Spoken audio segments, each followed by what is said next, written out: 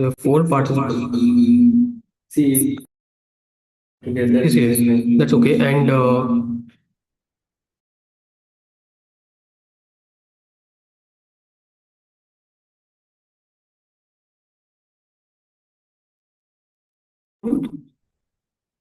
Anirudh, Atul,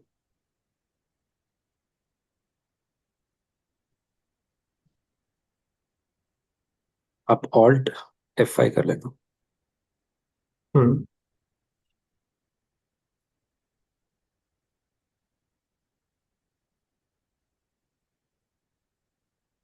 can you both check like mic is not? Yeah. So Anil, can you hear me? Yeah, I can hear you loud and clear. Okay. And deck is visible clearly, correct? Yes, deck is also visible. Just I think आपको अपना camera HD करना पड़ेगा. Can this call Mudassar maybe? What do I have to do? Camera It's HD on already in करना. HP. It's already in HP. अच्छा. आपका latest laptop है उनका? Huh? अच्छा, his laptop is latest. Yeah? He's saying that your laptop is latest. अरे वाह, खुश कर दिया आज मुदस्सर ने. So अभी what screen is visible, Anirudh? Title slide. Okay. So you can see. Okay, 1 second. I'm just changing the slide just to see. I've changed the slide. Is it visible now? No, that's okay. Yeah, yeah. Familiarizing with new sections. Yeah. Okay, so I am presenting it now. What I'll do it is when my session is over, in the sense after this, on this, I'll switch off and I'll stop share from here. Then you have to start sharing your. Sure. Okay, and this. Hmm.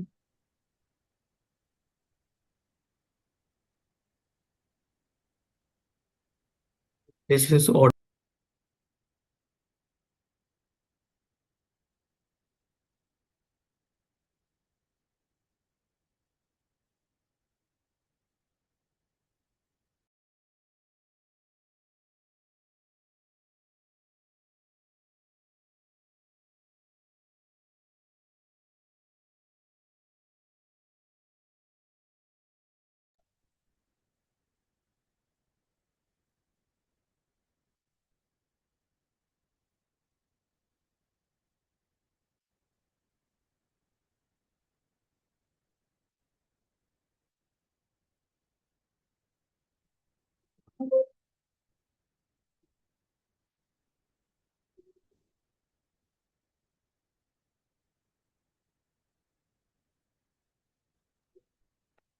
I can already see that some people have joined in. Thank you so much for logging in quite early.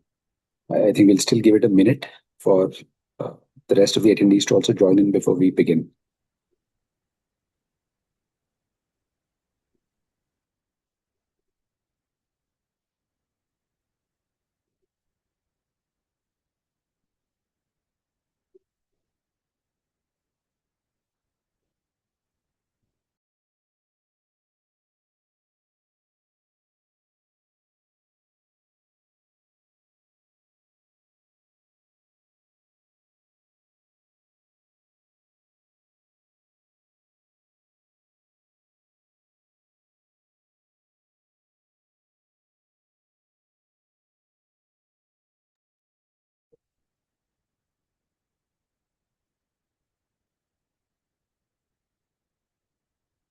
Hello, everyone. Thanks to everybody who's joined. I realize it is time. It is 5 o'clock. But we think you'll just maybe still give it a minute for the rest of the attendees to join in. I hope that's all right.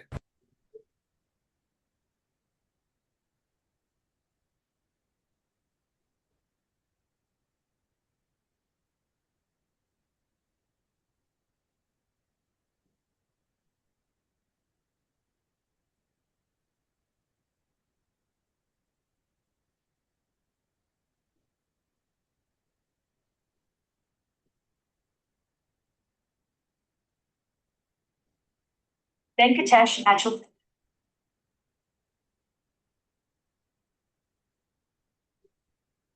Anirudh, the slides are visible, correct? Yes, yes, And it's moving, correct? yes, it is. Great. So I think we've had a few. I think we've had, and people are, of course, continue to join in. But given that it is time, I suppose it would be best to get started. Hello and welcome, everybody. Thank you for joining us for session 4 of Aeka's masterclass series on the new Income Tax Act. The topic for today is the tax deduction and collection at source, which is essentially the mechanics behind tax flow.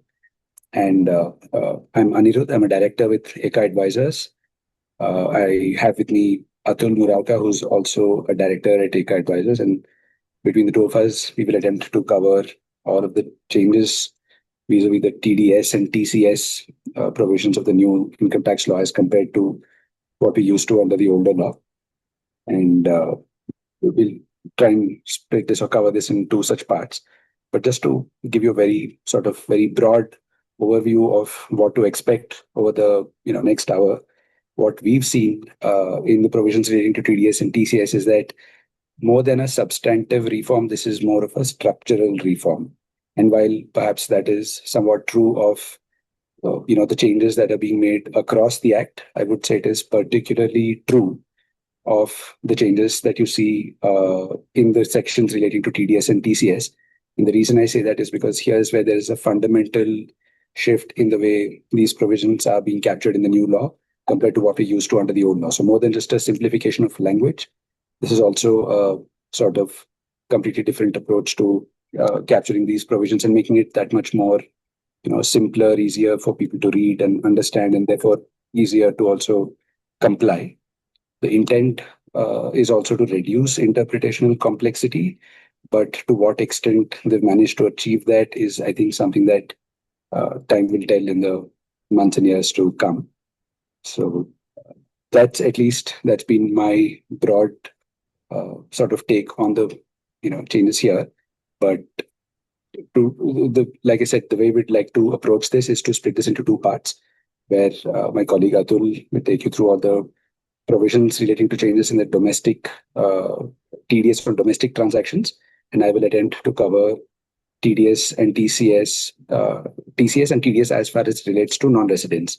So we'll try and cover it in those two parts. And of course, needless to say, we'd be happy to take any questions that you have at the end of the session as well. So with that, Atul, over to you. Take it away.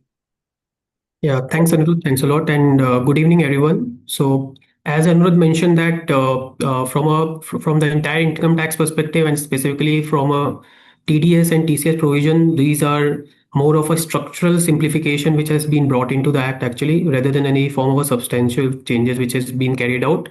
And this is basically, if we see if we try to compare the 1961 Act and the 2025 Act, what the revenue authorities or the tax authorities have done, that they have simplified the drafting and the structure, how the TDS provisions are being presented, TDS and the TCS provisions are being presented actually.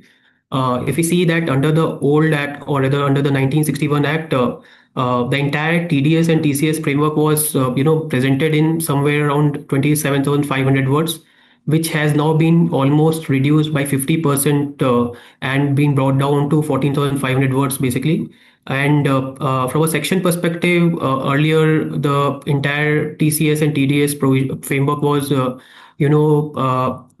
spread across almost like 65 sections actually. Now that has been simplified and consolidated into only 13 sections. So if we can see that there has been a considerable amount of, or the considerable simplification of the entire act which has been carried out actually. And how they have achieved it is, they have consolidated various or multiple provisions which were earlier provided under the different sections. That's what they've done it. Then whatever there were a lot of repetitive drafting under each of the sections of the TDS and the TCS provisions. So what they've done it is, they have consolidated under only two sections, which is section 392 and 393, whereby the repetitive words or the drafting have been removed, and the entire provisions have now been brought into tabular format in for the TDS specifically under 393, and for the TCS under 392. So this is one thing which is important to highlight. And Apart from that, under the 1961 Act, the entire TDS TCS provisions are spread across multiple sections. Basically, as I mentioned, that there were earlier 65 sections. Basically, now under the 2025 Act, all these have been structured or grouped into a structured table, and which is very making it significantly easier to navigate and easy to understand, and it brings a lot of clarity. From an interpretation perspective, you don't have to refer to multiple sections and all. Now everything is presented in a tabular format, and it sort of reduces a lot of confusion which was arising earlier, actually. So from a taxpayer perspective, it's a very welcome, or from a taxpayer or professionals or the business professionals perspective, it's a very welcome move, actually, I would say. Now moving on, one thing which we all are aware, that the Income Tax Act 2025 is going to be effective from 1st April 2026, and a lot of its provisions may have, or although it will be effective from 1st April 2026, but their actual implication or the practical implication will be seen later on. Having said that, the TDS and the TCS provisions are the only one which will become applicable from the day one itself, because on 1st April 2026, if you are making any payment which is, or you are booking any expenses which are liable for TDS or TCS to be deducted, then that has to be complied under the new provision from the day one itself, basically. So hence, all the businesses have to align or understand that how the framework is going to work. Basically, in the compliance team has to be updated about that. These compliances will start from the first day itself, basically. Now, apart from that, what the tax authorities have done, it is specifically from a TDS and TCS perspective, is that earlier these provisions were, the TDS and the TCS provisions were specifically bucketed into two separate aspects, basically, for one for the TDS and the another was for the TCS. Now these, and each of them had a separate provisions and separate rules, and there were multiple forms and processes to be followed for TDS separately and the TCS separately. Now what they've done, it is they've streamlined the TDS and TCS basically, and try to consolidate everything under similar or same rules, or under the same forms which has been rolled out. So basically, what is resulting is that all the acts or the rules or the forms now operate under a uniform structure. Now, moving on. So, just a second. Yeah.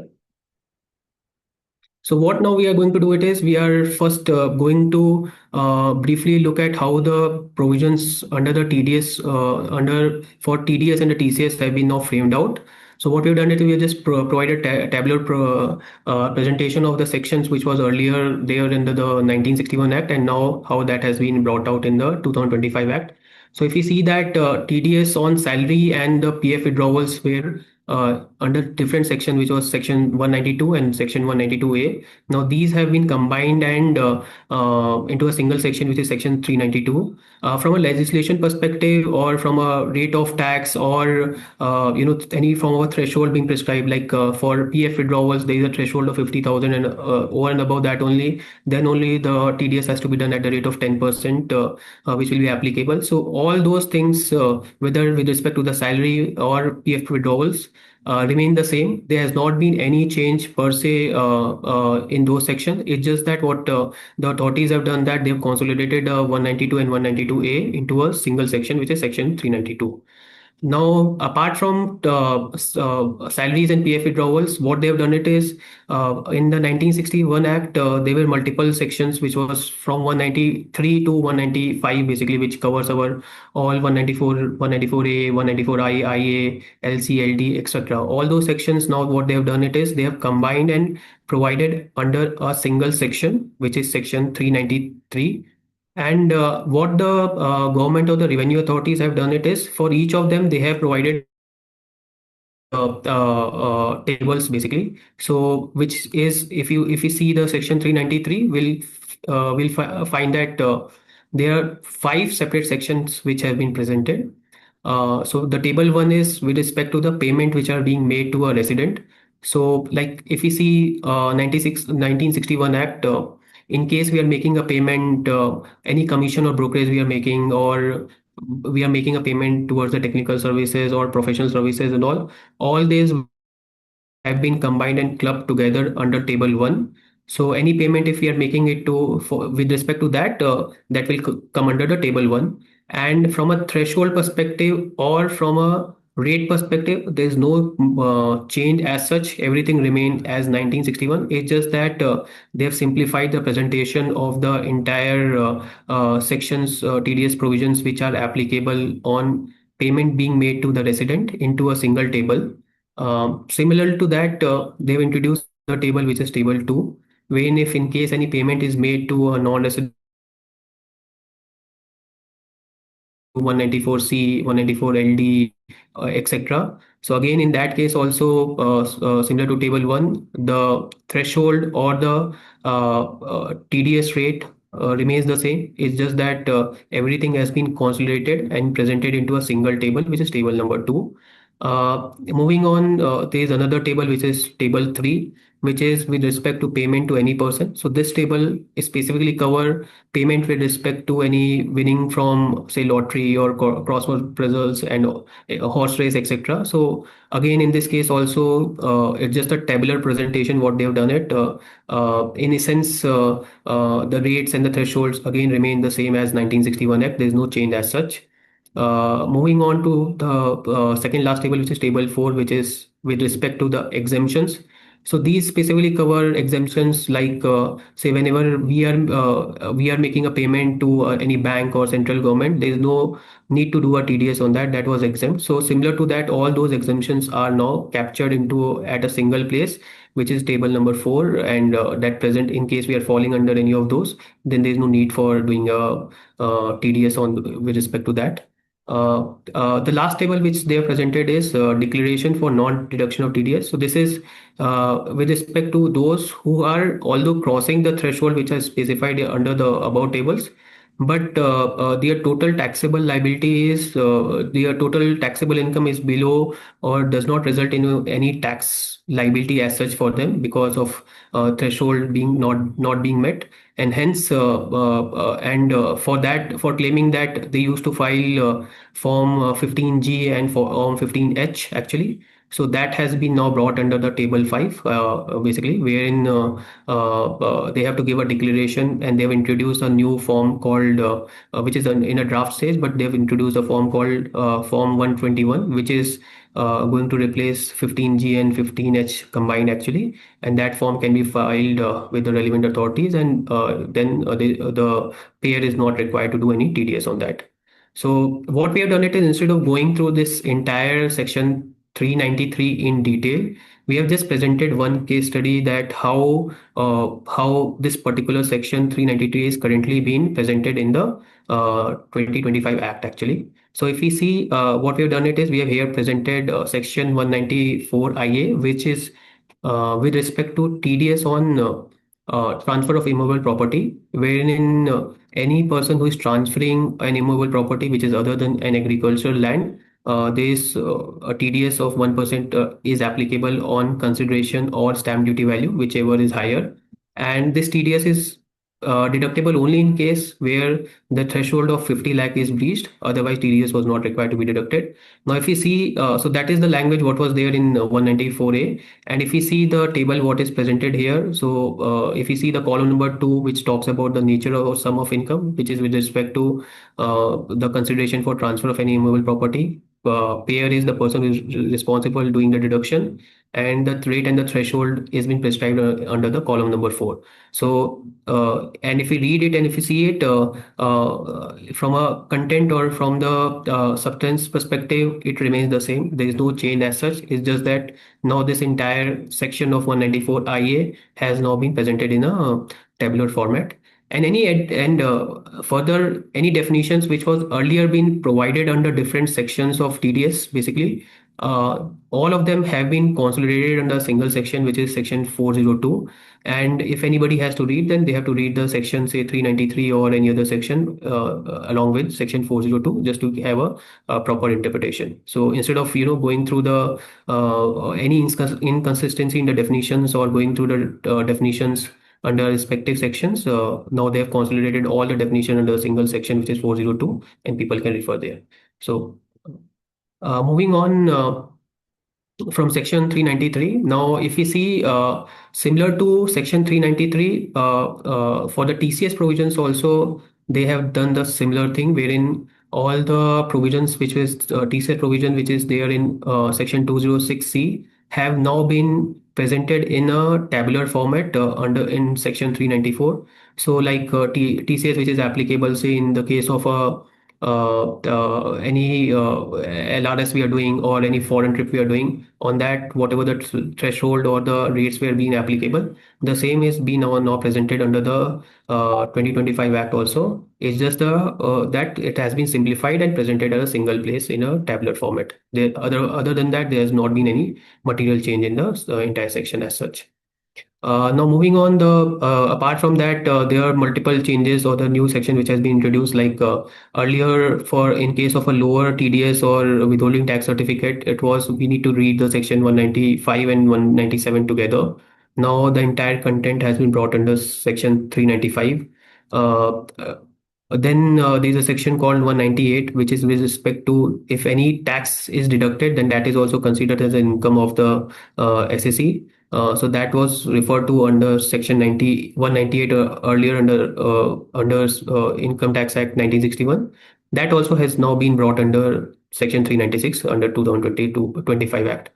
Similarly, the gross of section is also was there under 195A, which has been moved to 393.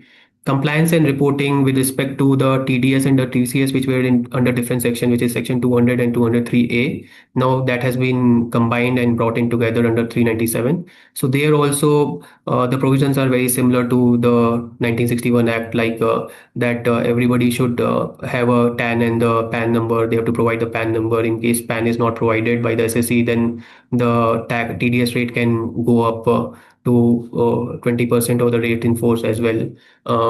And similarly, this section also covers that for TCS and the TDS, the returns has to be filed, and the TDS and the TCS payment have to be made within the particular due dates, and also all those provisions which were there in 200 and 203A now has been combined and put together 397. Again, from a substance perspective, there has not been material change. It's just a simplification or just combining the TCS and TDS provisions together.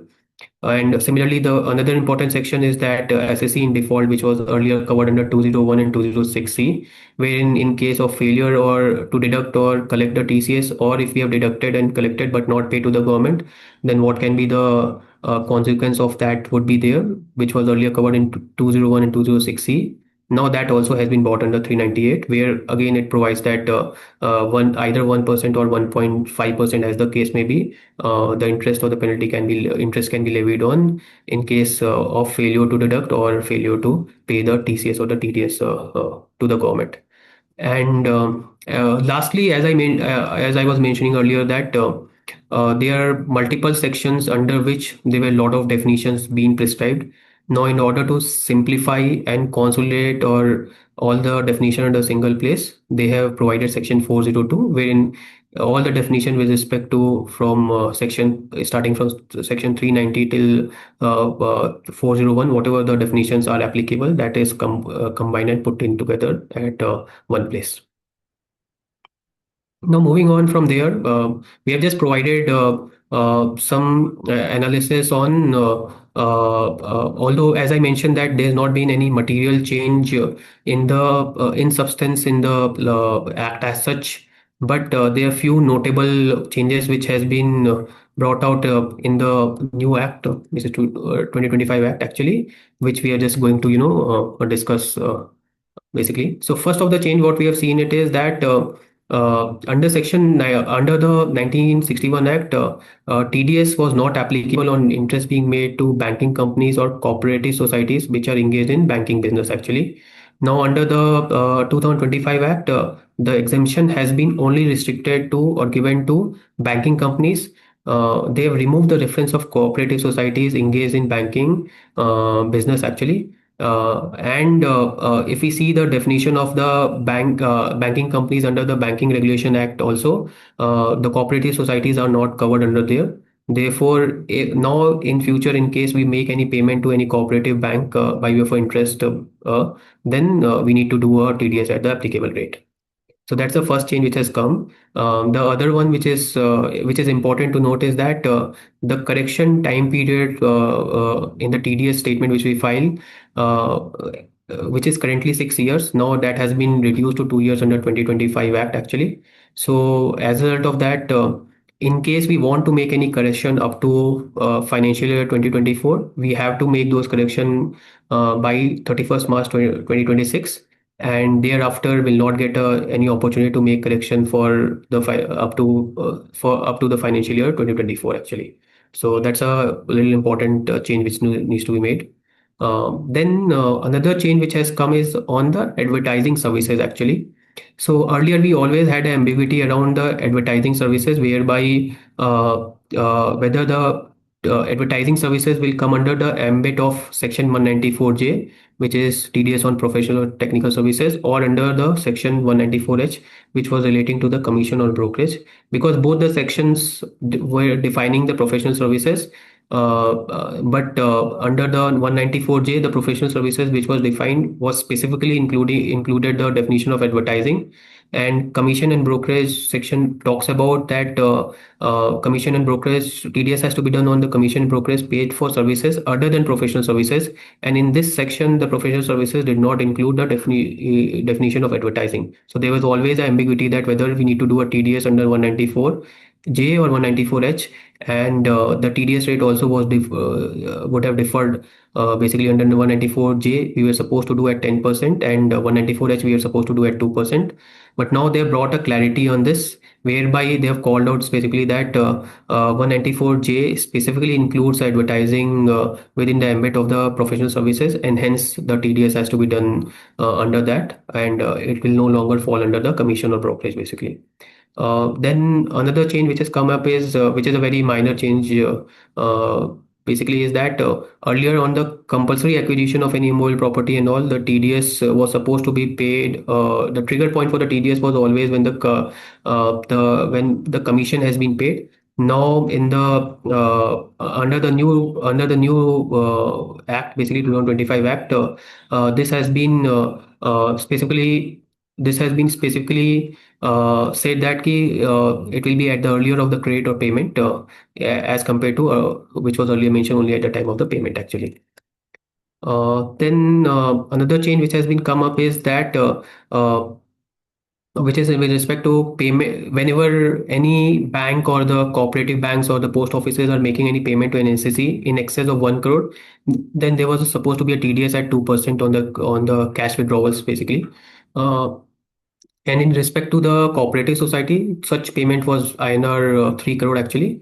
Now, and also under the 1961 Act, what it said is that in case the recipient had not filed the return for the previous 3 financial year, then the threshold would have reduced to 20 lakhs, and the rate for any payment exceeding 1 crore would have increased to 5%. Now, under the 2025 Act, that has been uniformed actually. Now, the TDS will only be applicable at 2%, irrespective of whether the SSE or the recipient has filed the return or not actually. Moving on, as I told that Section 195 and 197 has now been consolidated under a single section, which is Section 395 basically. However, earlier the Section 197 was whenever we are applying for the lower or the withholding tax certificate, they were only a specified section were being notified under those sections. So hence you could have applied only with respect to those sections for the lower or the nil withholding tax certificate. Now, what they have done it is they have increased or enlarged the ambit of the this certificate basically, whereby now all the sections which are they are provided, which all the TDS and the TCS provision which are there, basically for all of them you can apply for the lower or the nil withholding tax certificate. Another change which they have brought it out is that now assessing power officer has been explicitly given the power that they can, after issuance of the certificate, also cancel the such certificate even after giving a reasonable opportunity to the applicant. So this might create some sort of a doubt that or ambiguity that if I have already got the certificate and thereafter they cancel it, then what will happen to the TDS which is at a lower rate which has already been deducted earlier, and how the intimation to the all the parties to whom we have already given the certificate being made and all. So there may be some complexity which will arise out of that actually in case assessing officer cancels the certificate. Um, then another change which has come up is that basically which is with respect to this form 15G or 15H which we are referring to, whereby they can now the declaration they can now submit it through a single window to the depository which is NSDL or the CDSL, and then CDSL or the NSDL can onwards circulate it to all the payers actually, so that now the recipient or the SSE does not have to file a multiple form with this with a different payers actually. So this is a welcome change which has come. Then another thing which has come up is or which is through this budget only is that all the LDC which is now which we apply for basically, which is your either nil or lower withholding tax deduction certificate, that they are going to automate it. Although they have not very clearly clarified that what will automation result in, whether is it that the it will automatically be processed without any intervention of the assessing officer, or will it result into something else basically. So that clarification is yet to be made, but in case it gets automatically processed after considering certain criteria, then that will be a very welcome move for all the people. Now moving on from the act to the draft rules actually, which has been just last month only being circulated. This is yet to be notified actually. So there's not been, as I mentioned, that similar to the act actually, again in the rules also, what the revenue or the tax authorities have considered is that they have tried to simplify the language again, and they have not trying to change the act substantially basically. So from the rule perspective, we see that what they've done it is uh, for the currently the TDS and the TCS provisions with respect to the return filing or the due dates for the payment and all, there is a different framework, and the dates are also at couple of places are different actually. So that they have uniformly aligned, and now whatever the due dates are applicable for the TDS, the same due dates are going to be applicable for the TCS as well. So that's one thing they have done it. Then whichever TDS rules are applicable, so what they have done it is again there were different rules for the TCS and the TDS provisions. So they have tried to combine the TDS and the TCS provisions rules again and trying to bring it into a single framework. Then they similar to that there were different forms also for different purposes. So they have also tried to, again the authorities have tried to consolidate or combine multiple forms and try to make it into a uniform forms. Similar to that, they have introduced the form 128, whereby in case we are trying to seek a lower or nil withholding TDS or TCS certificate, we can make an application to that form. From a form perspective, the draft form which has been circulated, there has not been major changes they have made. Just the minor changes they have made, like say in couple of forms they have said that you need, instead of MICR code, you have to make a give a reference of IFSC code, or you have to now in case of any payment when we make above 50 crore, we need to obtain a LEI number. So in the form, you have to again mention those LEI number in case the payment exceeds 50 crore. So those sort of changes are which are more procedural, trying to realign with the current practice actually, rather than the material change which has been brought in. Now, apart from that, what we have done it is we just try to present that what are the current rules which are there under the 1962 Act, and under the draft rule, what is the respective rules are there. So this is just from a presentation perspective. Maybe once we have circulated the slides, people can refer, and which will give some sort of a idea to them that which form to be referred to now. Similarly, it's there for the rules and the forms both actually.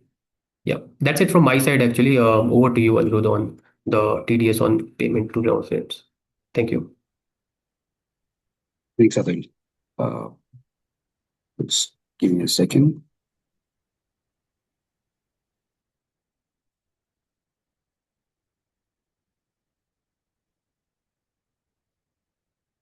Yes, I hope you can all see No, my screen here. Atul yeah, has now we can taken see. us through. Yeah, thanks, Atul. So Atul has sort of touched upon all the changes that we've seen in the TDS provisions as far as it affects domestic transactions, payments to residents. What I'll try and cover quickly over the next 15, 20 odd minutes is TDS on payments as far as it affects payments to non-residents, right? So what we've done, in like Atul had mentioned earlier, all the payments TDS on payments to non-residents has been put under Table 2 of Section 393. And what we've tried or attempted to do here is we've tried to group the nature of payments, group the different types of TDS by the nature of payments, because we found that a whole lot of these are these relate to interest income, some relate to other sort of investment vehicles. So we've tried to give it some sort of such logical grouping. The larger, uh, you know, point to be made here is that these rates continue to be what they were under the domestic tax law under the 1961 Act itself. There's no real change in the rate structure. For example, with ECBs, long-term infrastructure bonds, long-term bonds, even the rupee denominated bonds, which were or masala bonds as they're called, and all of these, they continue to be eligible for the 5% TDS rate. One change here that would have been helpful to have, which I personally would count as a bit of a miss, is given that one of the stated objectives or the intent here is to simplify and avoid interpretational complexities. It would have been nice for the department to have also included specifically the word debentures in the context of all of these bonds. Because by and large, in corporates, we see more debentures. We've seen tax officers themselves questioning, saying the section talks about bonds.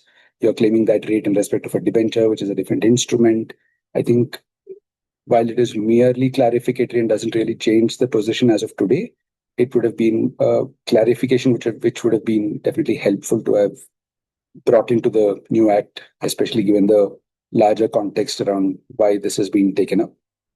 Now, even for all the bonds listed on the IFSC exchange, the 4% concessional rate or the 9%, depending on when these have been issued, those rates continue to apply. And for any interest which does not fall under any of the above categories, it goes back to rates in force, where again you'd have to look at nature of entity, different, the whole rate chart that would apply. Typically, there's no fixed rate that would apply. Now, all of these are, of course, this list, and all the list that we are presenting here is by no means intended to be comprehensive, because obviously there are limitations to the number of provisions we'd also be able to meaningfully go through over the course of 1 hour. And therefore, what we've attempted to capture is the major TDS provisions. For example, even all the exempt incomes where there's no TDS requirement is again a whole comprehensive list, which we haven't really gotten into in too much detail here. Then as far as the distributions by investment vehicles are concerned, we've captured it by different categories of investment vehicles, REITs, InvITs, AIFs, and securitization trusts. Again, here, the broader point made earlier about the rate structure holding true even under the new act is true even in the context of TDS for these investment vehicles, in the sense that for REITs and InvITs, interest continues to attract a 5% withholding. For dividend, where the underlying SPV has not opted for the 22% tax rate regime, which was earlier 115 BAA under the 1961 Act, but under the new Act, Section 200, so where the SPV has not opted for that concessional tax rate regime and they're therefore paying higher taxes, which is they're paying 29 versus 25 at an effective tax rate level. In those cases, the dividend would, there would not be any need to deduct taxes that would be exempt even in the hands of the unit holders. And in the case of SPVs where SPVs have opted for the 22% tax rate regime, because they've already enjoyed a certain tax concession there, the dividend becomes taxable for the unit holders. This perhaps is the single biggest reason why you'd find an overwhelming majority of SPVs under all the REITs that you see in existence today to have not opted for these lower tax rate regimes. It's only the only odd exception that an entity or an SPV under a REIT would have opted for the 22% tax rate regime. Any lease rental income that flows directly to a REIT, again, that gets distributed, TDS is deducted at the rates in force. But then again, this is, I guess, not something that we're seeing too much of this in practice, because REITs are continuing to hold and operate all of their assets through SPVs in the form of companies itself. That seems to be the preferred construct for AIFs Cat 1 and 2, which are statutorily recognized as fiscally transparent. Most income, except where the income is of the nature of business income, those incomes are largely exempt in the hands of AIF. So where business income gets taxed in the hands of AIF, there is no need to further deduct taxes while distributing that portion of business income to its unit holders. But any other income, typically you would have the rates, it would go back to the rates in force. You would, in case of distribution to non-resident unit holders, you would also factor in the relevant treaty provisions to determine what is the exact rate of tax withholding to be applied on that distribution. With securitization, again, securitization trusts, again, the applicable rates go back to rates in force. And here we've captured, I would call it the miscellaneous bucket. We've seen TDS on interest payments to non-residents. We've seen TDS on distributions by investment vehicles. This is the sort of set of rates that apply to other sort of payments, which, again, we could perhaps go into the detail, but I'm also being sort of conscious of the time that we have on hand. The broader point, again, being that in all these cases, the rate structure continues to remain what it was under the 1961 Act. There's no real change in the rates itself that has been made by way of the new Act.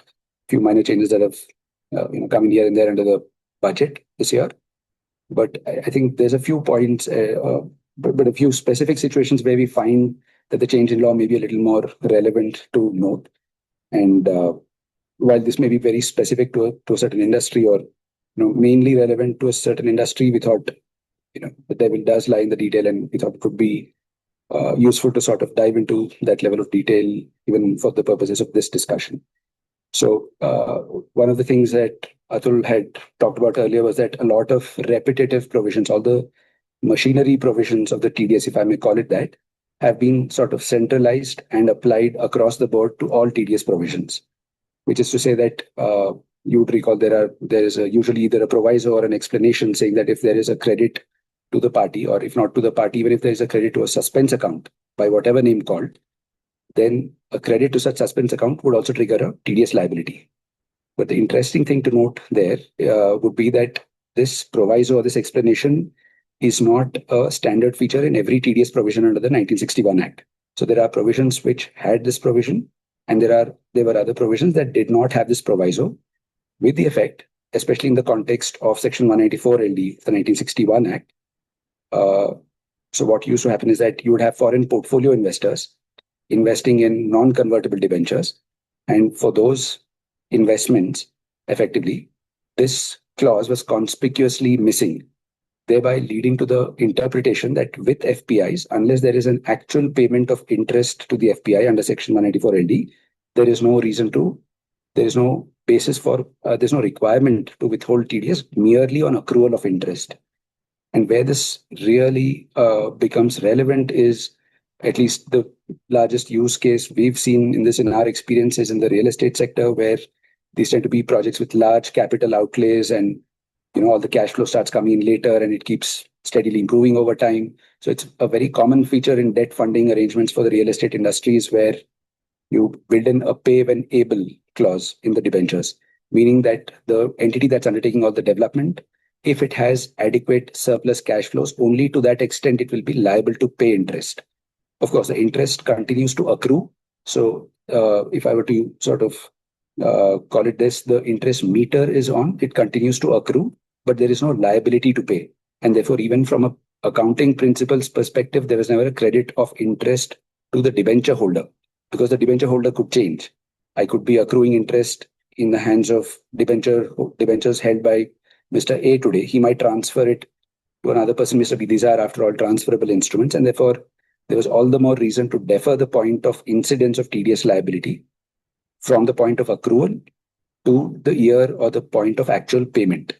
And this also, as you can imagine, with a large scale project like a real estate project, this results in significant cash flow savings as well. And therefore, this is a position that is, or until very recently, this was very popular in the real estate sector.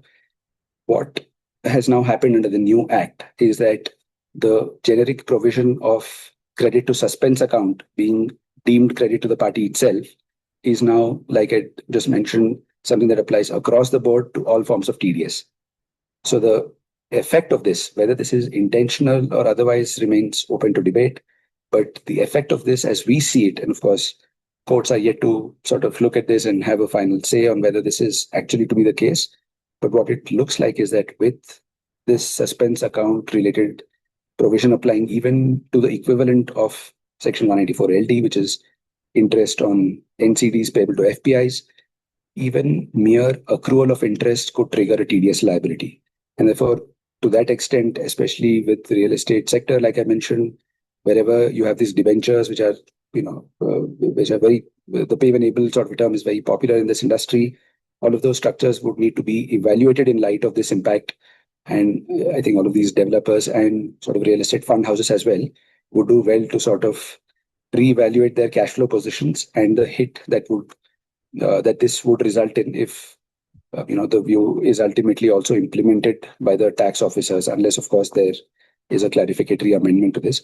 So this, to our mind, is a potentially significant change, and if this is something that also affects any of your existing investment arrangements, I think this deserves to be looked into. We'd be happy to also help, needless to say, on any of those matters.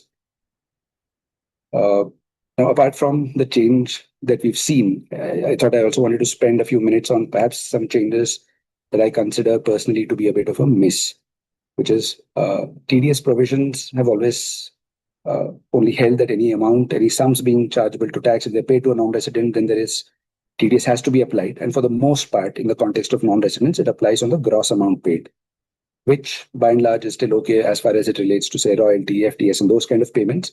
But especially when it relates to capital gains, the conversation historically has always been, or the question that always arises is should the TDS be deducted on the gross consideration or the net consideration? Now, of course, there is a settled view on this because of a Supreme Court ruling in the case of GE India Technology Center, which has very clearly established that tax need not be deducted on the gross amount. It can just be deducted on the portion of taxable income therein. And therefore, that was a very helpful principle that was laid down. But it would have been better, at least given the larger context around simplification and reducing the need for interpretation or complexity in interpretation of these laws. It would have been very useful for the Act to also expressly call out and say that the TDS should only be to the extent of taxable income therein, thereby leaving no room for interpretation. In a normal assessment or a lower level appeal, I shouldn't have to invoke the ruling of the Supreme Court, the highest court of the land, to establish a principle perhaps as fundamental as this. And therefore, I would consider this an opportunity that perhaps an opportunity that's perhaps being missed in this situation. Moving on, one other sort of change, and this is sort of more of a change that has been introduced in the new Act in the recently announced budget. They've done away with the requirement of obtaining a TAN for non-residents' property transactions. Therefore, even if a resident were to buy, as per the current situation, what currently happens is that a lot of Indian residents end up buying property from NRIs and other non-residents. That involves a whole host of compliances, which you'll see in the sort of table to the right here. The buyer first has to go and obtain TAN, is to then deduct in deposit, TDS at the time of the whole payments or at the time of registration, if that's when the final payments are happening. Even though you deposit the tax, the challan does not contain the name of the payee. It's just a general payment of tax to the department, and therefore it gives zero comfort to the seller at that point. All the taxes have been paid, you could reallocate that payment to other TDS payments for all the seller knows. Right? Your TDS returns can only be filed after the end of the quarter. So if you're transacting today, March 3rd, you're probably just a month away. But if you're transacting, say, in January, the seller would have to wait for 3 months for that TDS return to even be filed. And therefore, those TDS returns are not filed. 26AS doesn't reflect the TDS credit. And therefore, what effectively this results in for the seller is that there is a longish duration where sale consideration that was payable to him has been deducted. It has been supposedly deposited with the department. You have a challan that evidences the tax has been paid, but none of that reflects in your account. And it makes for a very uncomfortable situation for the sellers. It's good to know that at least some part of this whole pain has been addressed with doing away with the requirement of obtaining a separate TAN for what is effectively, in most cases with a lot of individuals, one-off transaction like buying property from a non-resident. And to the point that even Atul was making some time back, because they've also merged all of these TDS filings together. Hopefully, the returns get processed faster, credit reflects faster for the sellers, and overall, the ease to transact in property for all the non-residents who are transacting in Indian property should get simplified come October 2026. We've discussed largely some of the bigger changes that we've noticed in the provisions itself. There are a few more changes that have been proposed in the form of rules which are still, as we speak, in draft form. These are still open for public consultation. So whether these will be modified or whether these will be passed as we see them today remains to be seen. But three major changes that stand out from our perspective are the fact that the tax residency certificate, which would always require a filing of, or in most cases would require a filing of Form 10F, which is always an attendant sort of accompanying filing to capture the details which are missing in the tax residency certificate. That's where the original sort of practice of filing a Form 10F started. The scope of this equivalent Form 41 under the new law, is now being widened to cover even three more elements, which is communication address in India, contact number of the non-resident, and the fact that the form has to be verified by a person holding a valid PAN. And therefore, the list of requirements for foreign companies to claim TRC and claim treaty benefits based on such TRCs, it tightening perhaps the screws on the whole process to make it more efficient, to gather more information upfront from an assessment or from an administrative standpoint. As far as reporting of foreign remittances was concerned, you would typically report it in Form 15CA, which would also typically be accompanied by a CA certificate in Form 15CB, wherever the transactions met the criteria. Under the new equivalent Form 145, the major change that I think stands out to our minds here is the requirement of also having to report the tax identification number of the recipient in their country of residence. So, therefore, what would have normally entailed the department to reach out to their counterparts, the tax authorities of a foreign jurisdiction, and get information regarding a certain taxpayer becomes that much easier, even if they were to get all of these details upfront, especially in cases where Form 10F, etc., are not being filed because there's no treaty benefits being claimed, etc. Now, on claiming of foreign tax credit, there is an added requirement. There's a new Form 44 that has been prescribed, which also requires certification from a CA in case the tax paid outside India is rupees 1 lakh or more. And to some extent, I guess it also, we hope that this would also result in faster processing of this foreign tax credit and fewer glitches, fewer rejections, because there is a inbuilt sort of verification, outsourced verification mechanism built into this. But how far this affects the lives of taxpayers is something that we'll have to still wait and watch. Moving on to the provisions relating to the tax collection at source, I think we've just mapped the main provisions of TCS with the corresponding sections or the corresponding provisions of the new law. This is just a section mapping. We'll not perhaps spend too much time on this. We had a whole bunch of different rates applying for different types of TCS. A lot of that has been streamlined in the latest budget that we've seen, where it's, for the most part, it is going to be a 2% rate that applies across multiple categories, and therefore at least it should be relatively simpler to comply with these TCS provisions going forward. On the TCS that applies for individuals for educational and medical purposes, where remittances are made under the LRS route up to $250,000 each financial year. There, the rate has been slashed from 5 to 2% in the budget. For other purposes, the rate continues to go as high as 20%, where, of course, the amount is in excess of 10 lakhs. So, all in all, I guess uh, apart from the changes in the budget, again, on TCS, there's no significant or fundamental change in the TCS provisions itself. We will still have to see how much of a relief this affords to the taxpayers. So that's about it on from my side as well on the payments to non-residents as well as the TCS related provisions. I'm also conscious that we have just about 10 odd minutes left before we wrap up this session. Please do stay tuned and please do join us for our next session on March 12th as well, which is on fundraising and investments. With that said, I think we'd be happy to take any questions that you might have at this point.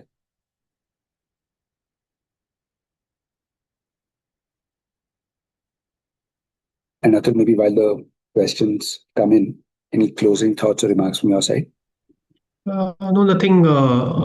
Just from a government perspective, they've done a tremendous job in reducing the size of the Income Tax Act 2025 as compared to 1961. And only thing is, as you mentioned, that there are a lot of ambiguity around certain sections and all, or clarification where there's still judgments as all, or it's being debated over a considerable time period. So those sort of a clarification they could have brought in just to remove the litigation, and that would have been a very welcome move actually from the government side. But having said that, bringing this 2025 Act within a short span of time and all, the government has done a tremendous job towards that.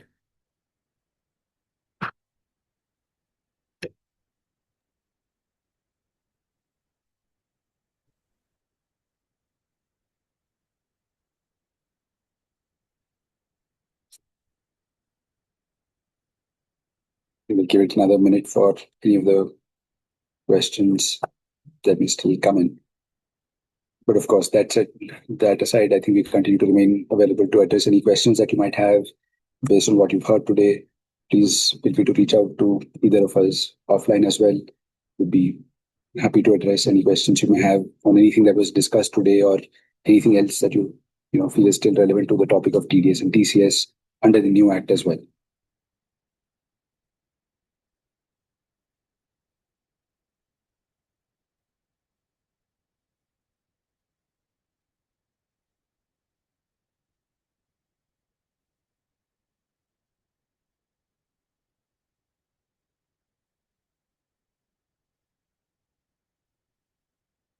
Right, so at least we're not seeing too many questions coming in at this point. Perhaps I think we should take that as a compliment of a subject completely covered, and it looks like we've done justice to the whole topic. I think we'll flatter ourselves with that thought. And with that, I think I'd like to call this session to a close. Once again, thank you all so much for having joined in this session. Please do stay tuned for the remaining 2 sessions of our masterclass series as well. Thanks a lot. Thanks a lot, everyone. Have a good day.